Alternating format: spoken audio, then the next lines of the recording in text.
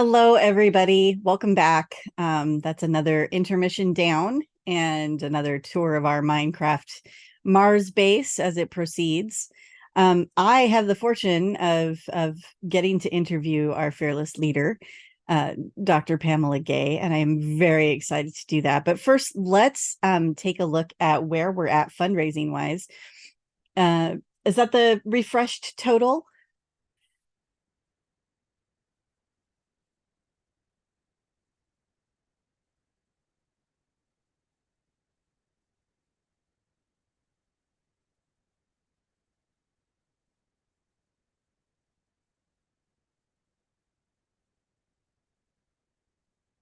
You heard her, folks. We are here to raise money, and raising money is happening, but we need to raise more. So if you are watching and you are able, you can click the link that is pinned at the top. You can type hat-tip with an exclamation point at the beginning. All of these things will give you a way to, oh, they couldn't hear you. Of course they couldn't hear you. They should be able to hear me. They can hear me Well, now. okay, so Pamela was explaining that we have $2,470 raised via funds and 10,001 raised bits so far. And the goal is 30,000. That's that would give us a lot more room to work with. I could do some more writing. We could have a newsletter again, that kind of thing. But just to get by, we need to raise 10,000 this weekend, folks. So if you can open up those wallets and drop bits, or head over to the link, either at the donate or the one that's pinned up at the top for the hat tip, either of these things would be great, and we would deeply appreciate all of your support. But we're really glad you're here. Don't get us wrong. We're glad that you're here anyway. Yeah. There's, All right, go ahead. I was just going to say, there's a difference between a need and what is possible. And sometimes what you need isn't possible, and we're okay with that. We're just glad that you're here while we celebrate science. Very much so. And we love our community. We do. Yeah. You are one of the best communities on the interwebs. So thank you for being you. All right. So joining me I this forgot to hour, press record on pressing record. Recording in progress. I don't know if we recorded admins, by the way, but that is a video we can download from YouTube if we need to. All right. Joining me now is Dr. Pamela Gay. This is hour 12, I believe, of our 32-hour Hangout-a-Thon. And we have been doing some meet the staff interviews, and I'm getting the opportunity to pick everybody's brains on what it's like to work for CosmoQuest and what they want and why we need your support. And now we get to talk to our fearless leader. So, Dr. Pamela, let's start with the big obvious question. How did CosmoQuest come about? Fraser Cain had been telling me for years that we needed to figure out how to transform citizen science from something where people were asked to do specific tasks and their data was taken and they were left, to a way of engaging with everyday people the same way we engage with our research students for literally hundreds of years. People have been engaged as citizen scientists in basically two different ways. They were either asked to go out and gather data and hand it over to the experts, and they were basically trained to just do a single task, do it well, and not worry about any of the details of analysis. Or there were folks like John Herschel, William Herschel, all the Herschels, Catherine Herschel, I think that's the right first name. Caroline. Caroline, right? First letter. Everything else was wrong after it. Caroline Herschel, who were out there figuring out, as they developed their passion, how to do things that had never been done before, that allowed us to understand things that had never been done before. But there was really no in-between place between the gentle person citizen scientists and the data contributor citizen scientists. And Fraser had been quite correctly pointing out that this was wrong and that we needed to find a way to get everyday people access to the journal articles they were contributing to the mentoring and teaching opportunities that we provide the students who come work in our labs. And I agreed with him. I agreed with him for all the years he was saying this. And it was like, okay, so the problem is, and diatribe of things would come out of my mouth. Journal articles cost too much money. There's no way that we can provide this to the public. We don't have low cost or no cost ways to video stream, to video chat, all the things that are necessary to be able to talk to people far away the same way we talk to the students who walk into our office, and all the ways to grant them access to things like we grant to the students who walk into our office just weren't there. Until one day in 2011, they were there with Google Hangouts. Mm-hmm. The combination of the introduction of Google Hangouts, which allowed anybody completely free access to stream to the world, record what they were doing to YouTube, that changed everything. And this happened about the same time that it started to become possible to publish journal articles that were released under a no paywall license where the authors of the paper could pay extra to get the papers released. And so suddenly the two biggest barriers we had were gone. And Fraser and I were at Dragon Con that year. I'm sure Ali was there as well. And it was the Tuesday morning after the event was over. We were sitting in the Marriott dining area watching them reassemble the hotel after hiding all the glassware for 3 days. And we started brainstorming. We actually asked a waitress for a slip of paper from her order form that I have up on a wall in my office. And we wrote out all the things that we wanted to enable, we wanted to do.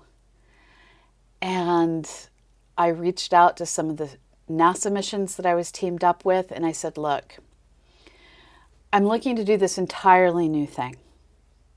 Are you in?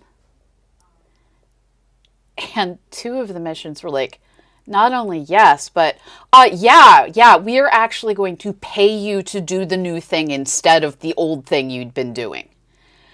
And so with funding from Lunar Reconnaissance Orbiter, the Dawn mission, Messenger, with this funding, New Horizons, we started coding in September of 2011. Myself, Corey Lehan, and Joseph Moore. And I remember we wanted to launch January 1st, 2012. And we're frantically putting finishing touches on as we start to hear people hooting and hollering with the new year coming in. And the three of us are sitting in voice chat trying to get shit done. And we're like, damn it, they're interrupting us with all their celebrations. And we finished things. And we helped the New Horizons team look for an object that it turned out couldn't be seen in the data we had, and we helped demonstrate that sometimes ground-based data isn't enough, getting them the Hubble time they needed. We mapped the moon, creating a citizen science map that, when compared to the mapping efforts of a suite of professional researchers, turned out to be of essentially equal quality when you did the stats. We demonstrated that it is cheaper and better research-wise to work with citizen scientists than to work with a tiny cadre of very expensive scientists. We showed that the best way to do science is to engage the world. And I have to say that the Moon Mappers project was the first citizen science project I ever worked on. So that was fantastic. And I'm, obviously I've been around you probably since about 2009, 2010. Yeah. And it's an amazing thing.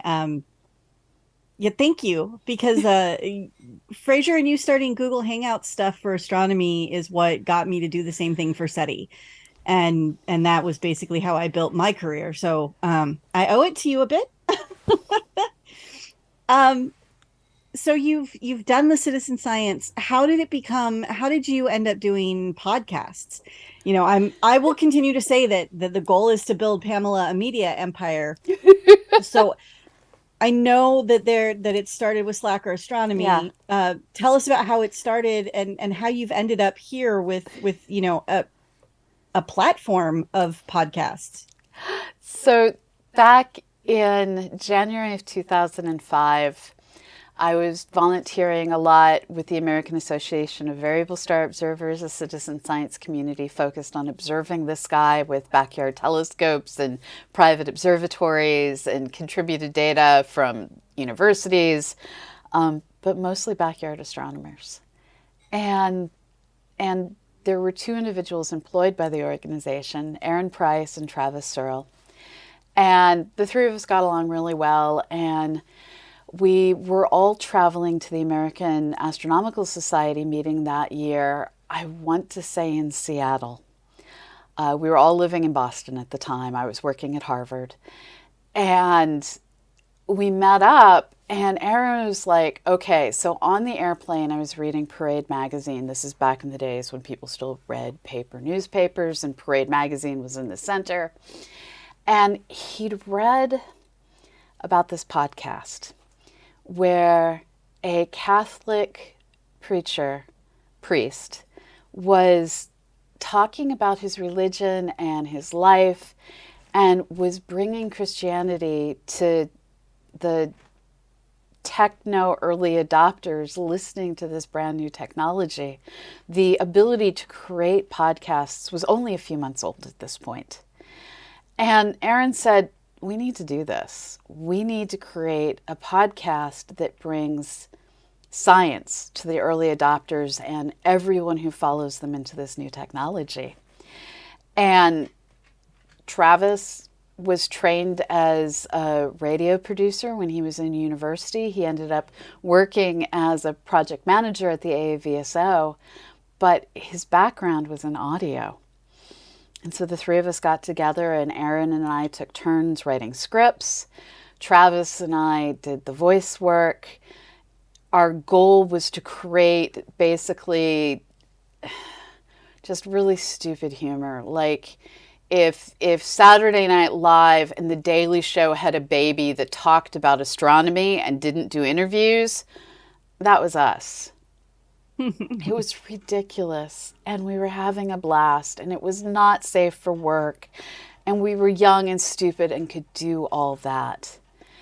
And 2 weeks into it, Adam Curry, a former MTV VJ who was working on really promoting the podcast industry, listened to our show. Like, I'd had to write in to the podcast directory and be like, look, y'all do not have a category for science and technology, and I'm an astronomy show, and I don't fit in anywhere here. Help. Mm-hmm. And so he created the science and technology category for our show and gave it a listen. And then talked about how much he enjoyed it and how he might have learned more science if he'd had an astronomy teacher like me when he was in the university. And from there, we went from a few hundred followers to several thousand followers instantly. And it was a wild ride, and it lasted for about a year and a half, and it changed all our lives. Erin started to look at going back to graduate school, getting a degree in science education, leveraging it off of the research we were doing on the effectiveness of podcasting as a way of communicating science. Mm-hmm. I went from running the physics and astronomy labs at Harvard, which is a good position. It pays the bills, but it's not a research position, Hmm. to being a research professor at Southern Illinois University. And with Aaron starting graduate school at Tufts and me starting work as a professor, there's times when you can't keep doing the not safe for work science communications. Yeah. And Aaron was the first of us to realize it. And I had just gotten married, and I'm in Las Vegas for my honeymoon. There's a whole story about that involving my Canadian husband not being able to make it to Canada. And our airplane stopover was in Vegas. So we're on an accidental honeymoon to Vegas due to passport issues.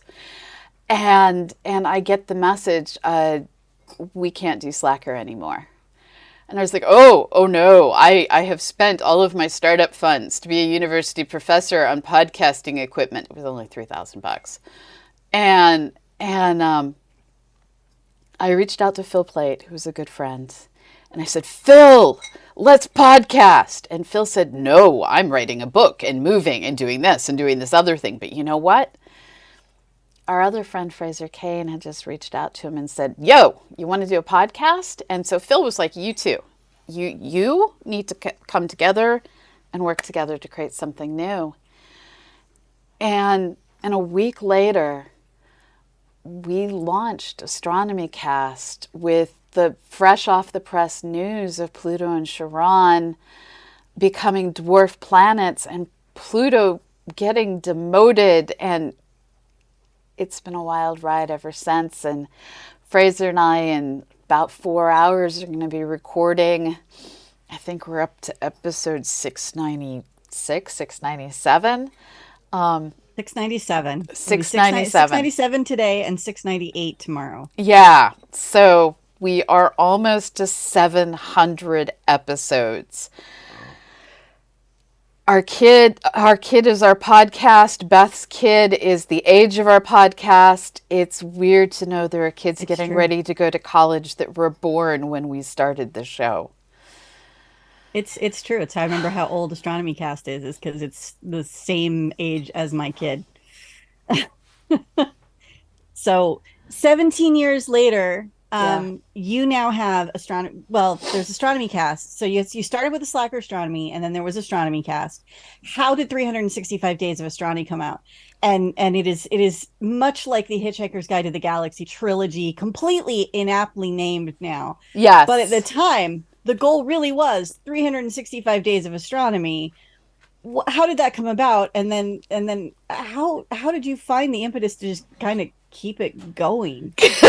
So, the latter is easy. I like to pay people, and I like to pay people to create science content. Hi, please donate. So the United Nations and the International Astronomical Union and the UNESCO World Heritage Foundation and other organizations all came together to say 2009 is going to be the International Year of Astronomy. Mm-hmm. And in 2007, I got an email because of the podcasting I was doing with Astronomy Cast and the research papers we were writing, saying, look, we'd really like new media to be part of what we plan for this year-long celebration of science. And so I pulled together a collaboration of people, Emily Lakdawala, Phil Plait, Michael Kopelman, who's an amateur astronomer and another podcaster. I pulled together all of these people from blogging, because blogging was still a thing back then, from blogging, from podcasting, from all the technologies that were just starting to get their foothold. And I said, okay, what all can we do? We had Adrian Gauthier developing content for Second Life. We had opening ceremonies in January 2009 jointly in Second Life and in the real world at Cincinnati Observatory. And so with this group of humans trying to figure out what are the most effective ways that we can bring all the people who don't want to interact in the real world but are perfectly happy to interact through their keyboard. How do we bring them the universe? And the idea to bring the voices of the entire astronomy community together through one podcast that put out a different show every day was part of what we brainstormed. And the idea of 365 days of astronomy was it would be the science podcasters.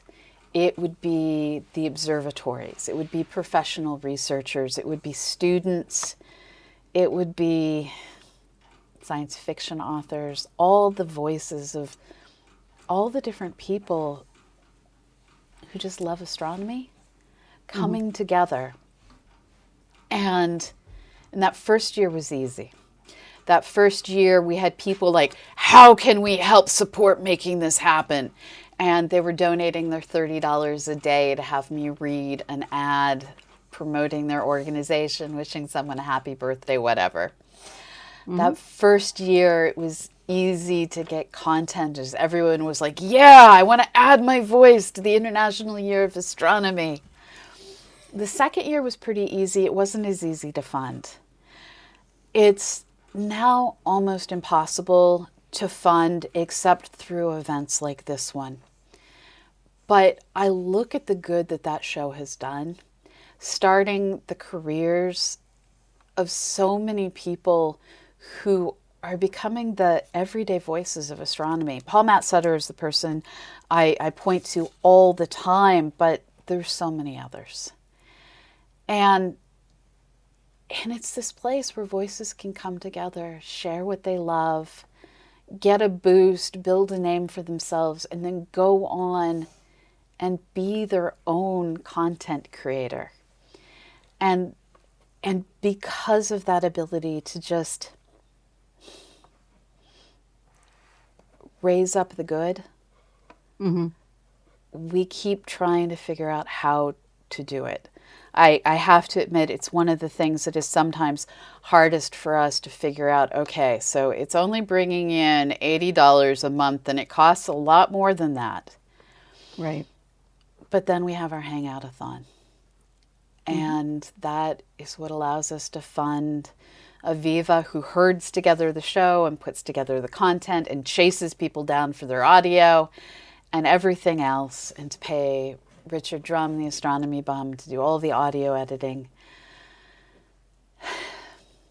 When you give, you're literally helping people develop careers communicating astronomy. And so that's why we keep doing it. I want to keep funding the people doing it. I want to amplify the good. It's just that simple. So from Astronomy Cast to 365 Days of Astronomy, you then leaned into Twitch a bit, and we ended up with Daily Space. So what started Daily Space, which is now, of course, Escape Velocity Space News, but how did these shows come about? So the Daily Space was realizing with all of our citizen science projects, we needed a way to bring our community together in the post-hangout environment. It was this weird point in time where big hangouts just weren't drawing audiences, and Twitch had actually reached out to us for Space Week and said, look, we see everything that you're doing with Astronomy Cast. The citizen science you're doing with CosmoQuest is super cool. This is the part that's going to break all of your hearts because I know it destroys mine every day. Twitch said, we'll make CosmoQuest a partner. And unfortunately, the employer I had at the time was unwilling to sign the agreement. So we aren't a Twitch partner, and that's the kind of thing where you say no once, you don't get a second chance. So we started streaming on Twitch, even though my employer said, no, you can't be partner. We don't work there anymore. We're now at the Planetary Science Institute. And Twitch, if you're out there, if you are offered us partnership again, we'd say yes. Hmm. So we started streaming to see what would happen. And at the time, we had a much bigger team. We had a lot more funding at that point. And Andreas Plazas, who was a research scientist, he started covering the news. We had Matt Johnson, who was doing Astro 101. I jumped in doing the news as well. And initially, it was entirely informal, where we were just hopping on here and there on Twitch, talking to the audience, not worrying about anything getting recorded. When the VODs expired, whatevs. But when we started doing, I'm trying to get all of the timing right on this. When we started getting ready to do Bennu mappers, we realized we were going to need a way to grow our audience. And the best way I, as a science communicator, know to grow an audience is through podcasting. And so I was like, look, we're doing this thing. This thing is pretty good.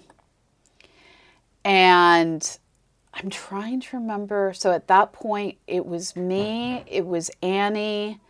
Andreas had gone on to work at the Large Synoptic Survey Telescope. And we had Susie Murph doing a lot of our online support for us. And Annie and I were writing scripts and trying to put out just a few minutes every day, no big deal. Recording them. I remember we joked about this during the Bennu segment.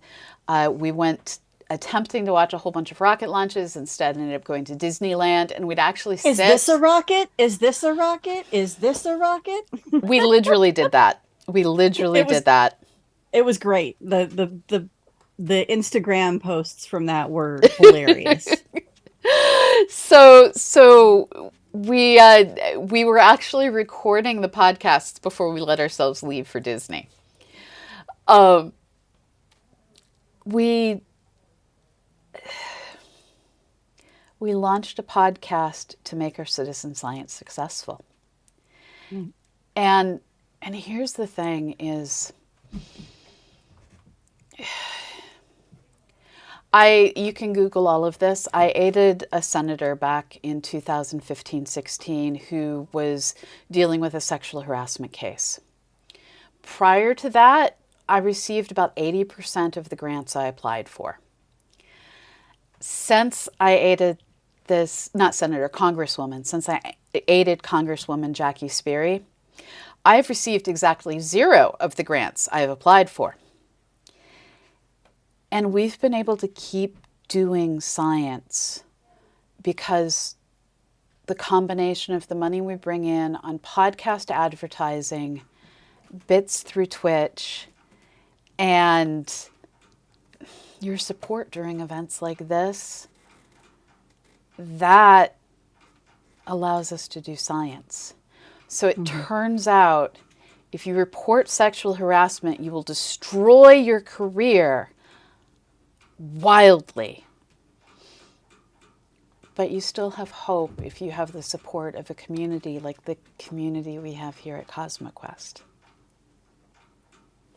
It's true. And I don't want to talk about it too much with you because I feel like you've lived it. Yeah, It's yeah. all out there it's all out there on the internet. We've talked about this on and off for years. I've watched you go through all of it. But you are still going. And I think that is the thing that everybody should take away from it. Keep in mind that when she did this, when she went to deal with someone's sexual harassment, it was before the Me Too movement. These were things you didn't say about other people. You didn't say them in the astronomy community for certain.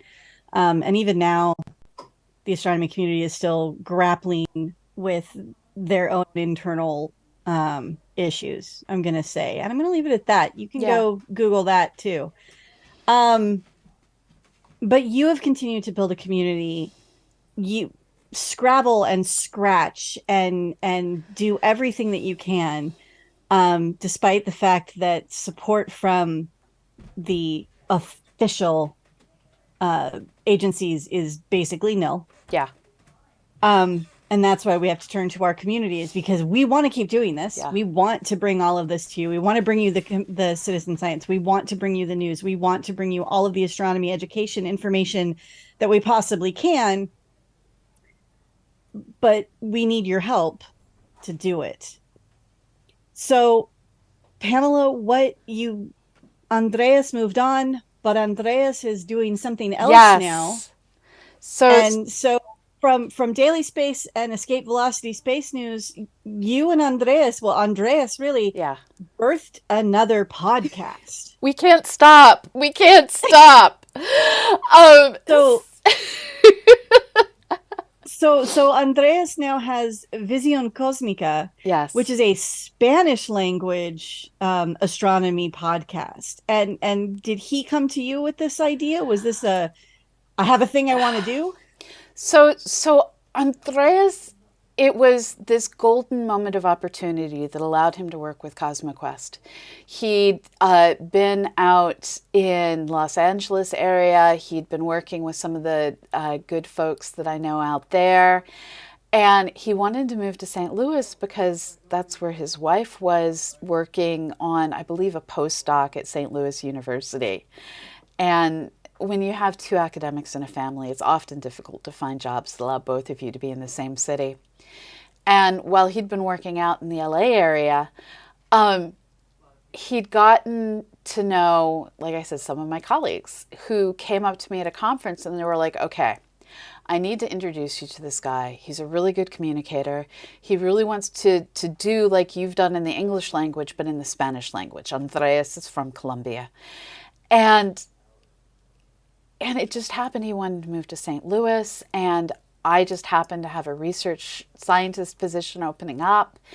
And so he was someone again brought together with me by the goodness of a third party saying you two need to collaborate.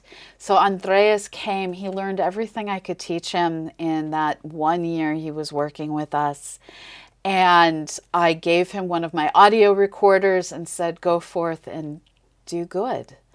And that's what he's doing. Now, the show hasn't had as many episodes lately because he has little ones and he moved cross country, but there's more coming. There's more recorded.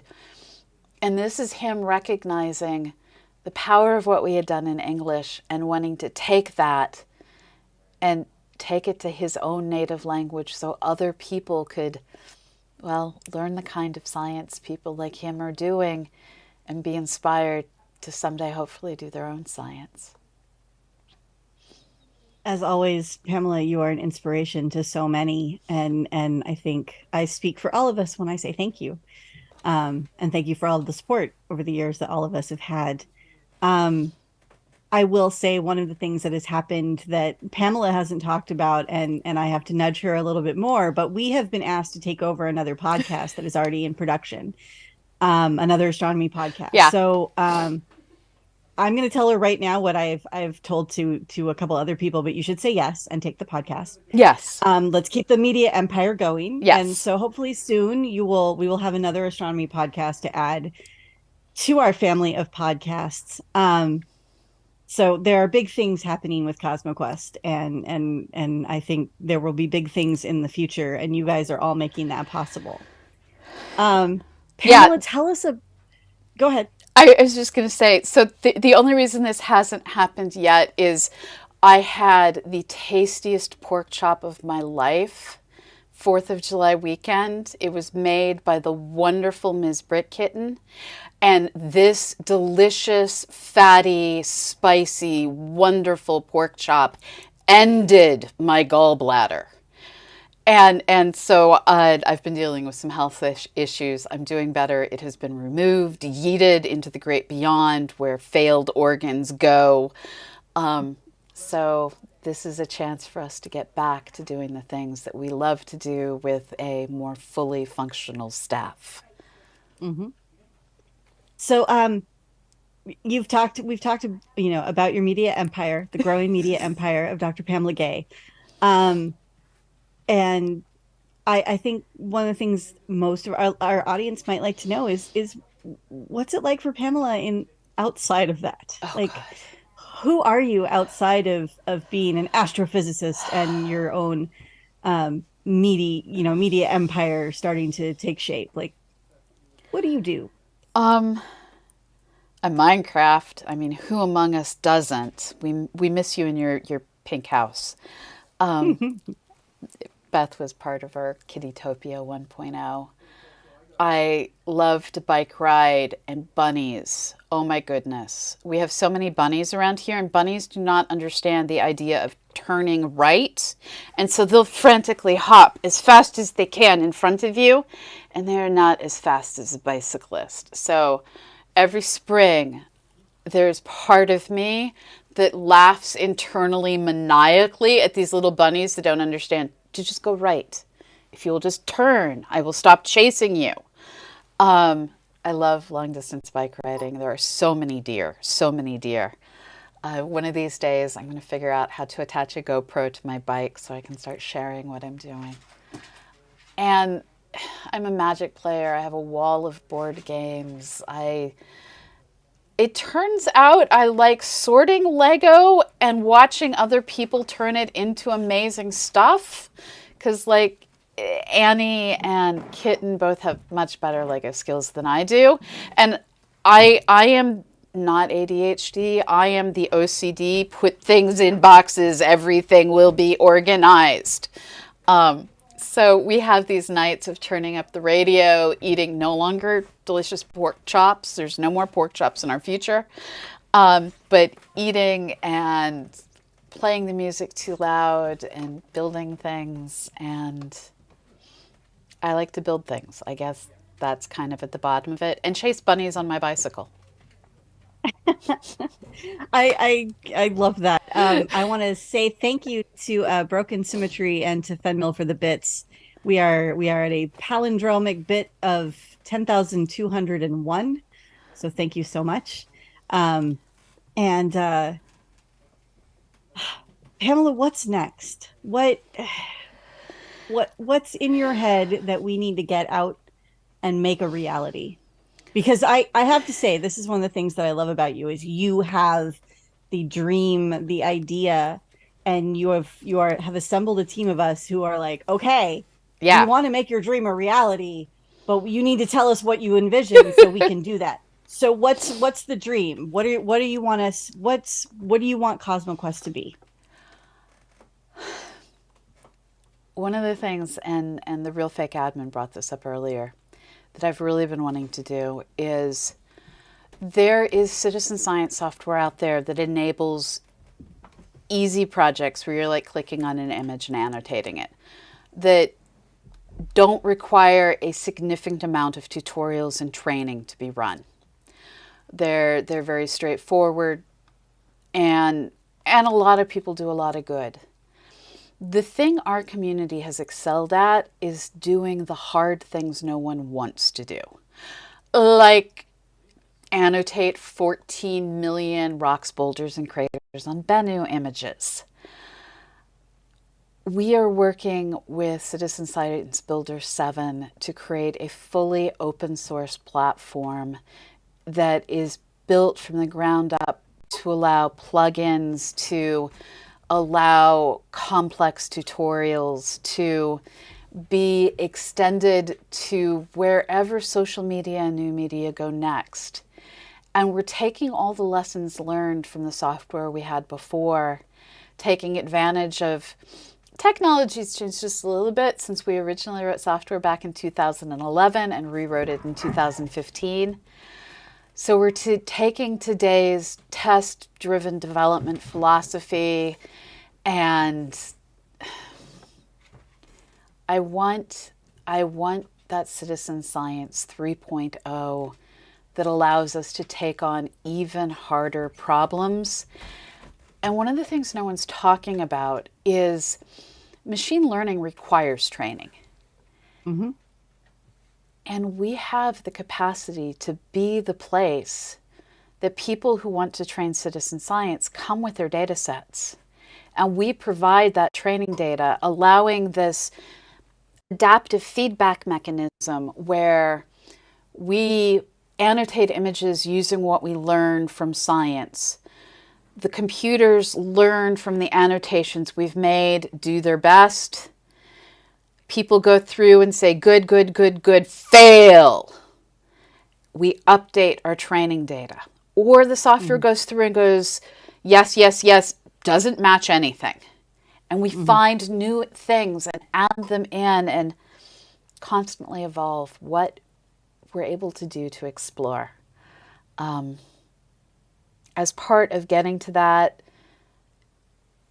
I'm working with admin and Llewellyn Falco to write the software. We have other members of our community.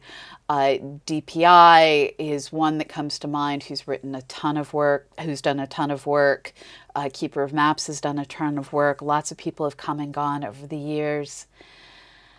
I want that to come back. But on the other side, I also want to look at this changing landscape for communications that we're in. Blogs aren't really a thing. Social media has fallen apart.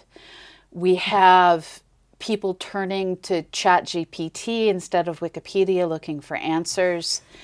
And I want to do three different things research wise. I want to sit down and ask Bard and ChatGPT and any other ones that are really advanced out there, tell me what an astronomer does. And look at what the biases are in the system. They always say he. Do they actually get it right? I want to see what unconscious bias or what bias we are unconsciously is the correct phrase, what bias we are unconsciously generating when we let our students and our friends use ChatGPT instead of Wikipedia, which is a really Mhm. dumb thing to say, but apparently that's where we are now. And I want to do research looking at, you and I are journalists, we're also scientists. And we have the capacity to go through and look at every press release that's coming out and look to see who is being highlighted, what institutes are being highlighted, and then go grab the research papers and see, do these things match? And then look at the That's journals true. themselves and say, what is the story coming out of the literature that's not being reflected in the press releases? Mhm. These are all the different things that I want to do. And that means we have to find a way to stop spending so much time fundraising. It's true. It's true. So if you know of any sponsors who want to sponsor us, we'll happily read your ads whenever. Like that's Yeah, fine. yeah. Um, I want to thank KJ7OFH for the 100 bits, Broken Symmetry for the 100, Fenmill for the 1010, KJ7 for another 300, Broken Symmetry for another 100. There's some shenanigans going on in the chat. Um, and now Fenmill for another 90. Not sure what is going on in here. We are just trying to make Palindromes. We are trying to make palindromes. palindromes. Yeah, you missed on that one there, Fenmel. Let's see. Steampunk is asking, so you do that work, then how is it disseminated for a greater understanding? Through podcasts, articles in popular media, and peer reviewed papers appearing in journals like a Communicating Astronomy to the Public. We And have a plan. that's what we're here for. We have a plan. We have a plan and a tiny media empire that we are working on. We want to get our Substack up and running. We'd like so that we can have a newsletter again. We want to get some more advertisers for our podcasts and that kind of thing. Do those reach your audience? They do. Yeah, They do, but we just have to have the funding to do them. I mean, yeah, that's the problem. Like I'm writing for Universe Today a bit now because that's a paid thing and that content is Creative Commons and I can put it all over the place and so all of our CosmoQuest content is also Creative Commons. So if someone wants to remix it or, use it, add to it, that's always a welcome thing. So it's it's out there, it's available, and we can definitely reach people. We just need the backing to do so. yeah. And It's complicated, we know, because the economy's tight right now. But we always find a way to make things happen. It's what we do. We survived sequestration, we'll survive this as well. All right, Pamela. Well, thank you for chatting with me and telling us all about the history and what you do and why you do it. The love that you have for science education and outreach and communication really comes through. And so, thank you for giving us this space to do what we do and to share what we share. Thank you so much. And I guess I'm seeing you in the next panel, which is luckily not about me and will be much more comfortable and is about second careers in space science. But before we get to that, we are going over to Minecraft. Folks who are over there, give me 10 seconds to turn on your audio after I mute my own. So I'll see you over in Minecraft in 3, 2, 1.